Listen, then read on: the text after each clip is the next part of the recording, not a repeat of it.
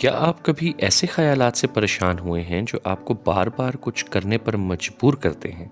ये आवाज़ें हैं उन लोगों की जो ओसीडी यानी ऑब्सेसिव कंपल्सिव डिसऑर्डर का शिकार हैं।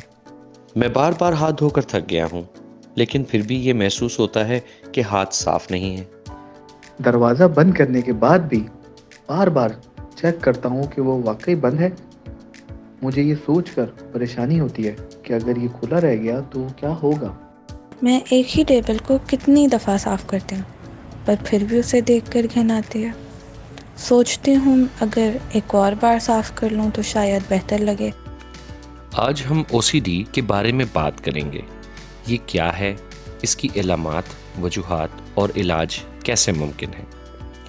ओसीडी एक ज़हनी बीमारी है जिसमें लोगों को नापसंदीदा और परेशान कुन ख़यालात आते हैं जो उन्हें कुछ ख़ास काम करने पर बार बार मजबूर करते हैं, जिसे हम कंपल्शंस कहते हैं।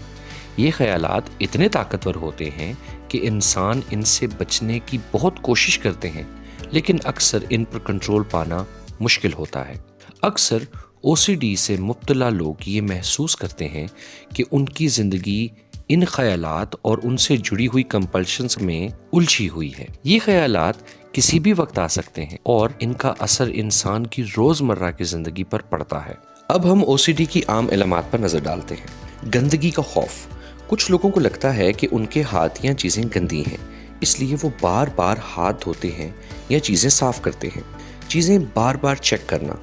कुछ लोग दरवाजे, खिड़कियाँ या अप्लायंसेस बार बार चेक करते हैं, जो कभी कभी इतना ज़्यादा हो जाता है कि इन कामों में घंटों लगते हैं। परफेक्शनिज्म। कुछ लोग चीज़ों को किसी ख़ास तरीके से अरेंज करने की कोशिश करते हैं और अगर चीज़ें उनकी पसंद के मुताबिक नहीं होती तो वो परेशान हो जाते हैं। याद रहे, हर ओसीडी से मुब्तला शख्स के अंदर ये सारी अलामात नहीं होती। अब बात करते हैं ओसीडी की वजूहात की। तो इसकी बहुत सी मुख्तलिफ वजूहात हो सकती हैं। जेनेटिक्स। अगर आपके घर में किसी को ओसीडी है तो आपको भी ये हो सकता है, क्योंकि ये जीन से आता है। Brain structure. कुछ साइंटिफिक स्टडीज़ ये दिखाती हैं कि ओसीडी वाले लोगों के दिमाग का स्ट्रक्चर दूसरे लोगों से मुख्तलिफ होता है। Traumatic experiences. कभी कभार ट्रॉमेटिक एक्सपीरियंस जैसे किसी का मरना या कोई बीमारी भी ओसीडी का सबब बन सकता है। हर ज़हनी बीमारी की तरह ओसीडी का इलाज भी मुमकिन है। आमतौर पर इसका इलाज कॉग्निटिव बिहेवियरल थेरेपी के ज़रिए होता है। सीबीटी आपको आपके ख़यालात से निपटने और उन्हें मुस्बत ख़यालात में तब्दील करने में मदद करता है। एक और ट्रीटमेंट जो काफ़ी इफ़ेक्टिव है वो है एक्सपोजर एंड रिस्पॉन्स प्रिवेंशन। इसमें लोगों को उन चीज़ों का सामना करने पर मजबूर किया जाता है जिनसे वो डरते हैं, ताकि वो इस पर कंट्रोल पा सकें। कभी कभार दवाइयाँ भी ओसीडी के इलाज में मददगार होती हैं।